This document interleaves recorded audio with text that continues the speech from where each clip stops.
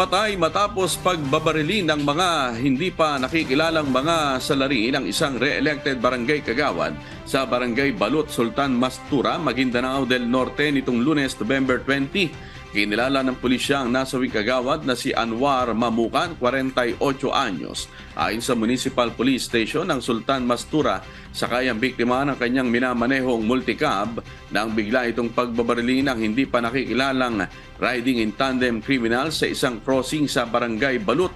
6 na tama ng bala sa iba't ibang bahagi ng katawan ang tinamo ng biktima na agad nitong ikinamatay.